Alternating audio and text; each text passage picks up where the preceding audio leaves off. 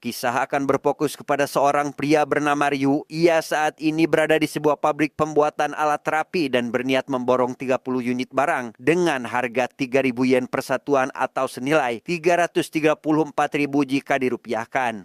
原価の何倍もの投資が必要なんだ。殿山さん、これを廃品回収に出したらまたお金取られますよ。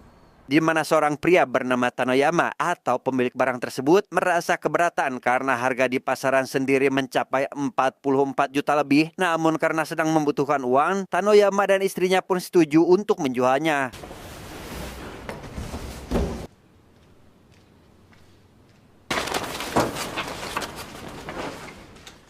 Setibanya di kontrakan, Ryu segera memotret barang tersebut untuk dijual kembali melalui situs online. Ia yang sebelumnya hanya membeli 3.000 yen per barang, kini memasarkannya dengan harga 200.000 yen atau sekitar 22 juta lebih per satuannya. Dan karena harga di pasaran 2 kali lipat lebih murah, barang yang dijual Ryu tentu seketika habis tak tersisa.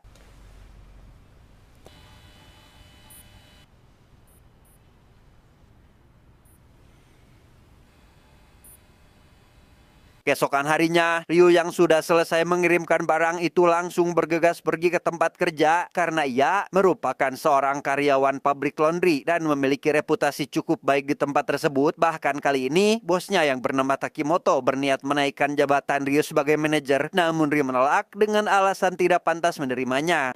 僕の右腕と言えるものは俺は単に自己主張のない人間です。給料も上がるぞ。多分難しいです。 Setelah pulang kerja, Ryu mampir sebentar ke ATM terdekat untuk mengecek tabungannya saat ini, di mana hasil kerja keras ditambah dari penjualan sebelumnya pun memiliki simpanan yakni 6 juta yen atau sekitar 665 juta lebih. Sehingga demi mendapatkan lebih banyak uang, Ryu kali ini berniat mendorong video game, berharap akan lebih banyak meraup keuntungan.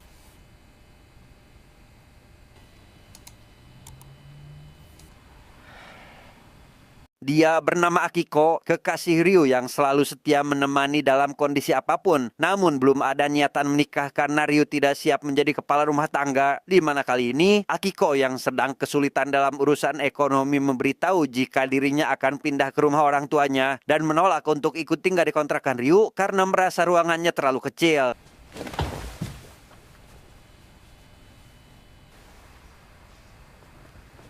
Akibat dari pembicaraan itu, Ryu melewatkan video game yang akan dibeli olehnya, di mana Akiko yang menyadari hal tersebut lekas memberikan saran untuk mempekerjakan orang lain yang dapat mengontrol penjualannya, dan jikalau dia berhasil, Akiko akan berhenti dari pekerjaannya dan memberatkan semua kebutuhannya kepada Ryu.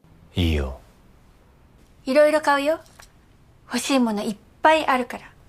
Sambil memikirkan langkah yang harus diambil, Ryu mampir ke kediaman sahabatnya yang bernama Samsul, di mana Samsul yang merupakan pengangguran sejati lantas meminta informasi terkait loker kepadanya. Namun meskipun mereka adalah teman dekat, Ryu merasa tidak yakin jika harus menjalankan bisnis dengan sahabatnya. どうしたらいいかな。まず俺が手出してみて、それで儲けが順調そうだったらお前にもかましてやる。お前。 Keesokan harinya, Ryu memutuskan untuk berhenti bekerja, di mana Takimoto yang mendengar hal tersebut lantas mengingatkannya agar jangan terburu-buru dalam mengambil keputusan karena khawatir akan kehilangan segalanya. Namun Ryu sama sekali tidak peduli dan segera pulang untuk memberitahukan semua ini kepada kekasihnya.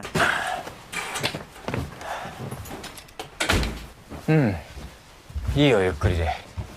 Di sana, Ryu juga meminta Akiko agar berhenti dari pekerjaannya. Ia sudah memiliki rencana untuk memulai bisnis jualan seperti sebelumnya. Dan karena merasa jika apa yang akan dilakukannya kali ini dapat mengubah kehidupannya jauh lebih baik, Akiko yang mata duitan pun ikut mendukung akan keputusan yang diambil kekasihnya. 楽しみにしてる。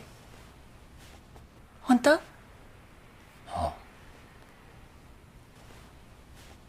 Samsul yang meminta Ryu datang memberitahu jika dirinya telah menemukan situs pelelangan online yang meyakinkan, di mana ia berniat akan memulai bisnis penjualan melalui situs tersebut dan meminta bantuan Ryu agar menginvestasikan uang untuk langkah awal bisnis ini. Namun karena Ryu mengetahui siapa Samsul ini, ia pun menolak untuk ikut bekerja sama dengannya.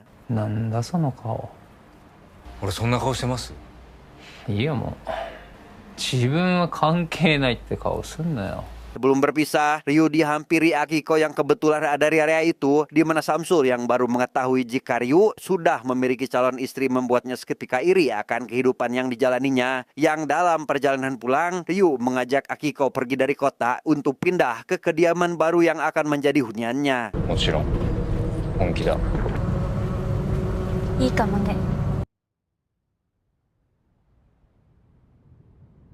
Saat sedang membereskan barang untuk pindahan, Ryu mendapati listrik tiba-tiba mati dan saat akan menyalakan senter, ia seketika dikejutkan oleh Takimoto yang memandanginya. Khawatir jika mantan bosnya memiliki niatan jahat, listrik yang kembali normal pun membuat Ryu segera mematikan lampu, berharap Takimoto tidak berkunjung ke kediamannya.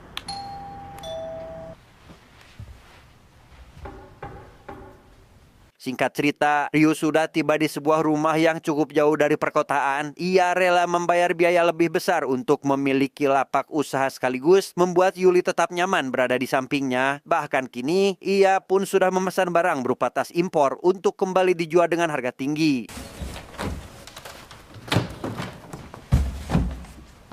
Karena membutuhkan tenaga kerja, Ryu lantas mempekerjakan pemuda bernama Sano untuk menjadi asistennya, di mana Sano yang mengaku belum pernah meninggalkan desa akibat tidak memiliki pengalaman membuat Ryu sedikit ragu akan kehadiran Sano saat ini, namun Sano berjanji akan memberikan yang terbaik serta tidak akan pernah mengecewakannya.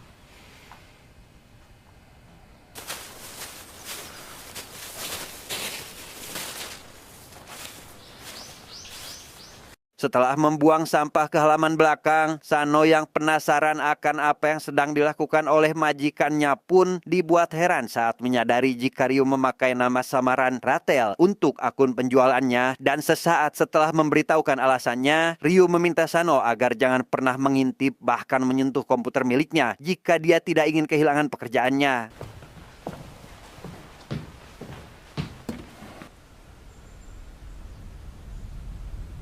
Di sana Ryu memperlihatkan tas yang sedang dijualnya saat ini. Ia sebelumnya telah membeli barang itu dengan harga murah dan kini sedang menjualnya dengan harga jauh 10 kali lipat. Entah itu produk asli ataupun bukan, Ryu akan terus menurunkan harga jual jika barang tersebut sulit laku dalam pengedarannya. それでダメなら5万円値下げしてもいい。そうなんだよ。それを確かめる前に手放す。あっという間に売ってしまう。 Tepat di tengah malam, Ryu yang terbangun dari tidurnya melihat barang yang dijual kali ini baru terjual 3 unit. Hingga tak lama, ia pun menyadari kehadiran mobil yang melintas di halaman rumah yang saat diperiksa tidak ada siapapun di tempat itu, tetapi...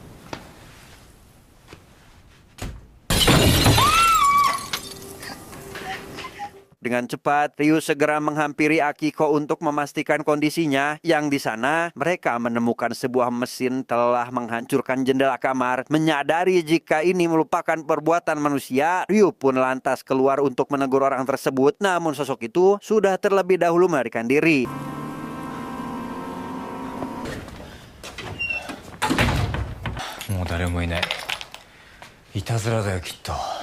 Akibat hal itu, Ryu lantas pergi ke kantor polisi untuk melaporkan kejadian semalam, di mana Pak Polisi yang mendengar keluhan hanya bisa memberitahu jika hal ini mungkin perbuatan anak muda yang tidak suka terhadap orang pindahan dari kota, dan alih-alih menyelesaikan masalahnya, kedatangan Ryu ke tempat itu justru malah mendatangkan masalah bagi dirinya sendiri setelah polisi tersebut mengetahui pekerjaan yang dijalankannya. 偽物なんか扱ってません。調べればわかるからこっちから家宅捜索とかしたくないし探してみます。 Setibanya di rumah, Ryu segera meminta bantuan Sano untuk mengemasi semua barang dagangannya. Ia juga menurunkan harga jual berharap barangnya cepat laku. Dan setelah Sano mendapat mobil pinjaman, Ryu segera pergi ke kota untuk menyimpan barang tersebut di salah satu jasa penitipan barang. サインの方お願いします。ありがとうございます。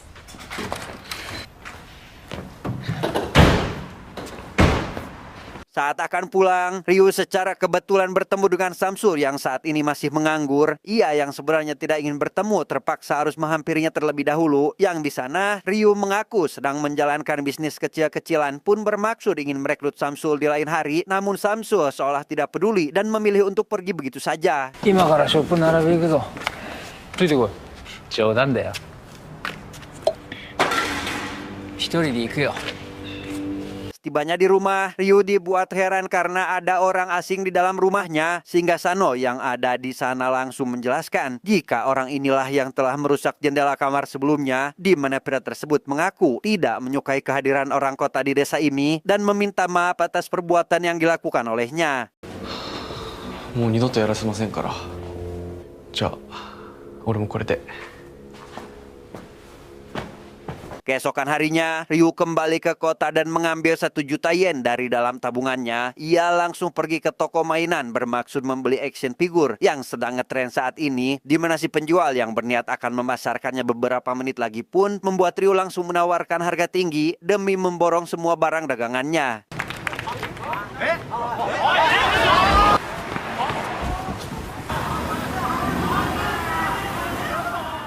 Sementara itu, Sano yang melihat Akiko akan pergi lantas menanyakan terkait apa yang harus dikatakan olehnya kepada sang majikan, di mana Akiko yang mengaku sudah bosan hanya menitipkan pesan agar menyampaikan ucapan terima kasih kepada pacarnya. Dan tak lama setelah Akiko meninggalkan rumah, Sano yang tengah membuang sampah pun mendapati seorang pengendara mobil hitam yang berperilaku aneh yang kemudian pergi begitu saja.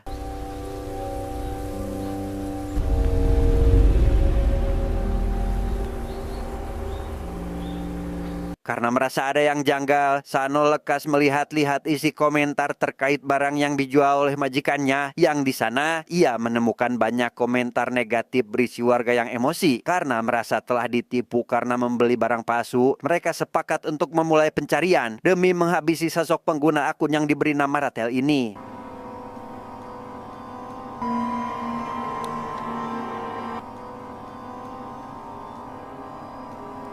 Tak berselang lama, Ryu akhirnya datang dan meminta Sano agar memasukkan barang yang baru dibeli olehnya saat ini. Dan setelah memastikan semuanya aman, ia yang menyadari Akiko tidak ada di rumah manapun cukup dibuat sakit hati telah mengetahui jika kekasihnya telah pergi. お世話になりました。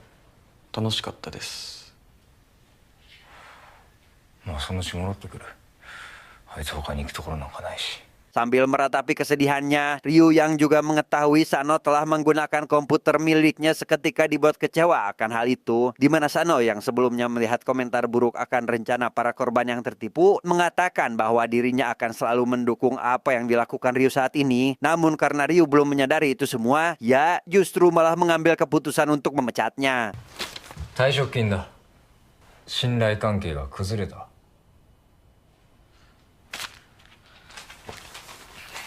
Di tempat lain, seorang penjual bernama Sony terlihat baru dihajar habis-habisan oleh pembeli yang mendapatkan barang palsu. Ia sama seperti Ryu yang membeli sesuatu dengan harga murah dan menjualnya kembali dengan harga yang lebih tinggi. Namun kali ini, Sony yang kebetulan telah belanja barang dari pengguna akun bernama Ratel pun langsung menyusuri komentar publik dan ikut bergabung dalam sebuah grup berisi para korban penipuan.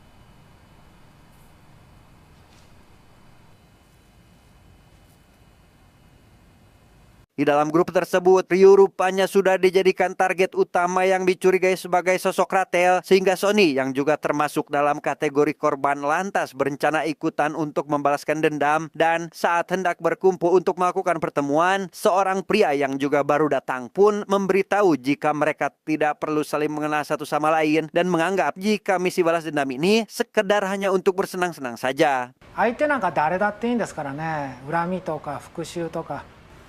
せいぜい楽しみましょう。はい。 Sementara itu, Ryu yang memasarkan action figure dibuat senang karena ada orang lain yang langsung membelinya. Namun di tengah itu semua, tiba-tiba terdengar suara pintu belakang yang terbuka. Dan saat diperiksa, tidak ada siapapun di area itu yang membuatnya merasa perlu untuk melakukan penanganan yang pertama.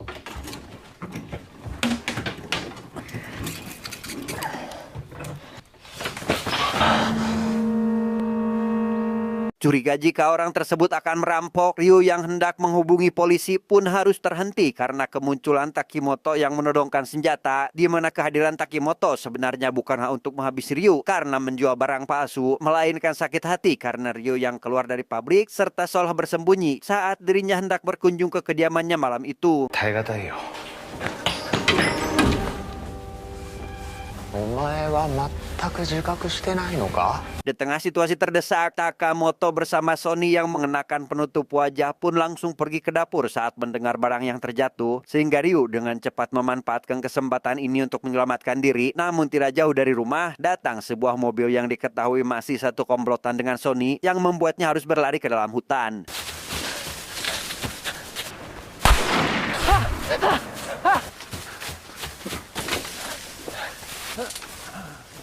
Setelah berhasil mengelabui Takimoto dengan cara bersembunyi di balik pohon, Ryu langsung berlari ke arah lain untuk mencari tempat aman. Namun beberapa orang yang mengejarnya menggunakan mobil malah menyadari keberadaannya dan lantas turun untuk melakukan pengejaran. Sementara Ryu sendiri kini menemukan sebuah gubuk milik warga dan memilih bersembunyi di dalamnya.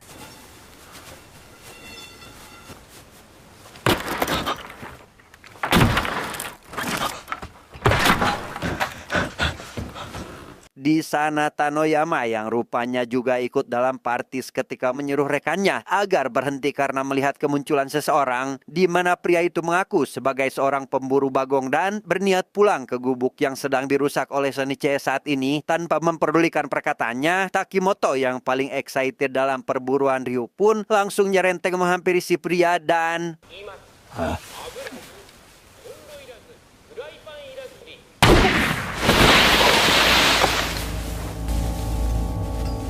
Karena si pemburu meninggal dunia, Takimoto bersama rekannya itu pun sepakat untuk mengevakuasi jasadnya terlebih dahulu, sehingga Ryu yang memiliki kesempatan lantas segera pulang untuk bersiap pergi dari desa. Yang di sana ia pun kembali bertemu dengan Akiko yang mengaku menyesal telah meninggalkannya. それより商品が心配だ。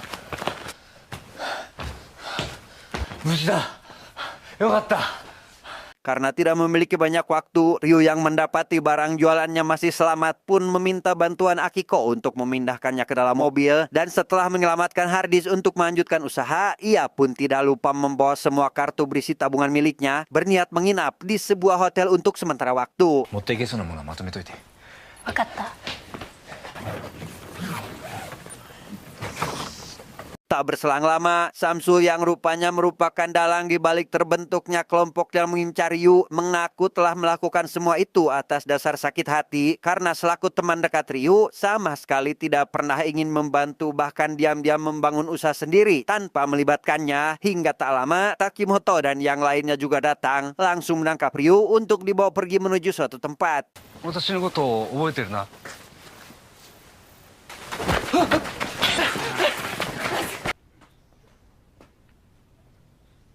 Di tempat lain, Sano yang ternyata merupakan mantan anggota dari sindikat pembunuh bayarin menemui rekan lamanya untuk membeli senjata api. Ia bermaksud memberikan senjata itu untuk Ryu demi keamanannya. Namun setibanya di rumah Ryu, Sano hanya melihat seisi rumah sudah berantakan pun langsung melacak ponsel Ryu saat itu juga.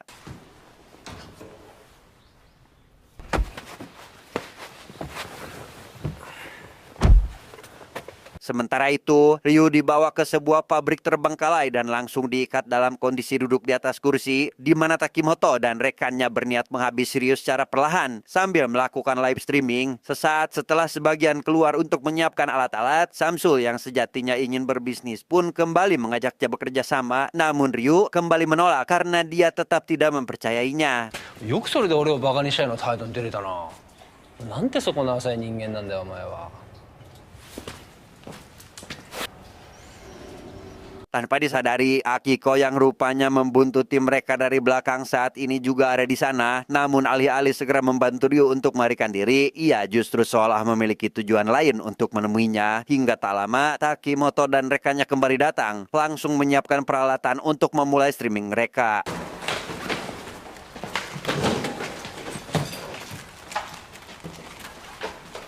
Bersamaan dengan itu, Sano yang baru tiba lantas segera menyusuri tempat itu dan setelah masuk ke dalam ruangan, ia langsung mengincar salah satu dari mereka yang kebetulan masih mengangkut barang dari dalam mobil dan setelah mendapatkan petunjuk akan keberadaan Ryu, ia pun lantas menghabisinya saat itu juga.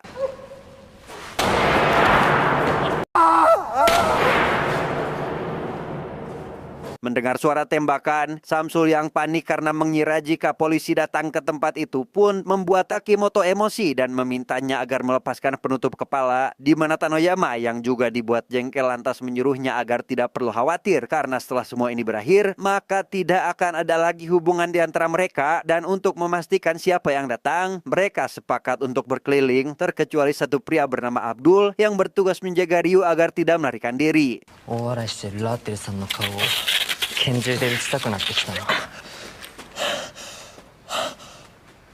Setelah melihat jasad rekan yang dihabisi, Takamoto yang sadar jika penyusup tersebut membawa senjata api pun membuat Sony yang semakin panik lantas mengajak mereka untuk mengakhiri semua ini. Namun Takamoto sama sekali tidak memperdulikan perkataannya dan malah semakin excited untuk melakukan perburuan. 大いに楽しもう。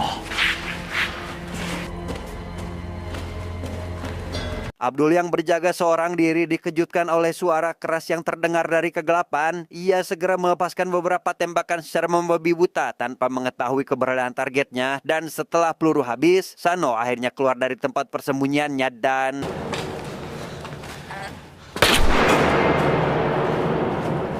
Ryu yang tidak menduga mantan asistennya akan datang tentu merasa terkejut dan penasaran akan siapa Sano sebenarnya. Namun Sano hanya menjawab jika dirinya hanyalah asisten yang akan selalu mendukung apa yang dilakukan majikannya. Dan demi mengakhiri semua ini, ia pun mengajak majikannya untuk melawan orang-orang itu. Meski Ryu masih menganggap dirinya sebagai korban dan belum mengerti akan situasinya saat ini. 必要な時は呼んでくださいって言ったじゃないですか。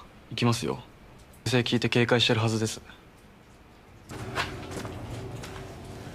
Sementara itu, Sony yang melihat berita terbaru menemukan jika Takamoto rupanya tengah menjadi buronan polisi karena menghabisi keluarganya. Ia memberitahukan hal itu kepada Tanoyama dan menganggap jika pria tersebut mungkin akan menyeret mereka ke kantor polisi jika tertangkap. Namun di tengah pembicaraan itu, Tanoyama menyadari keberadaan Ryu bersama asistennya sehingga...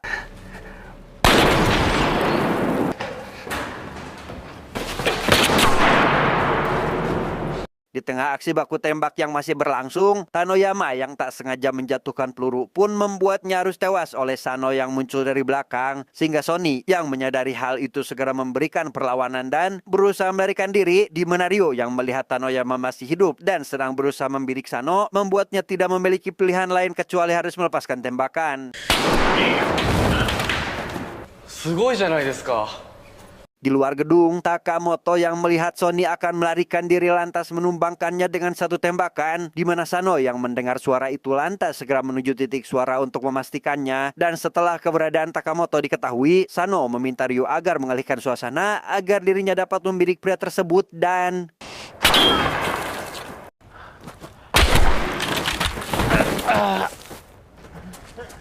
Menyadari situasinya sudah tidak aman, Samsul yang tidak ingin tewas di tempat itu pun memutuskan pergi menggunakan mobil. Namun upaya yang dilakukan olehnya seketika kandas dan harus mencari tempat aman untuk bersembunyi, di mana Ryu bersama asistennya segera melakukan pencarian. Sampai akhirnya pria itu pun keluar dari salah satu lemari, tetapi... 今からそこに落ちんだよ。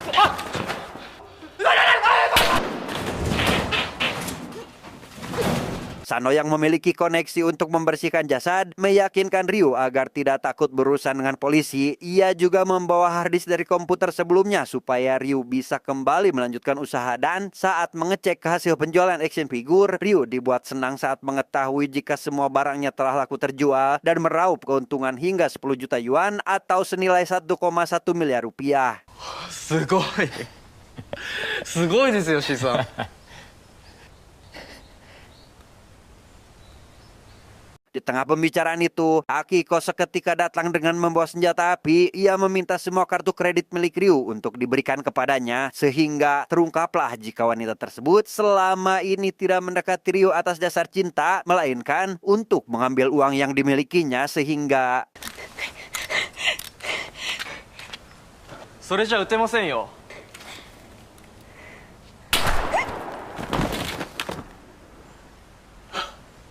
Setelah Setelah semuanya berakhir, Sano yang berencana akan terus menjadi asisten setia pun menyarankan majikannya agar lebih fokus untuk menghasilkan uang. Ia akan menjadi benteng bagi Ryu untuk terus menjalankan bisnis ini dan menghabisi siapapun yang berani mengganggu pekerjaannya. 世界が破滅するようなものでもね。最悪だ。 Tamat, endingnya sangat membagongkan.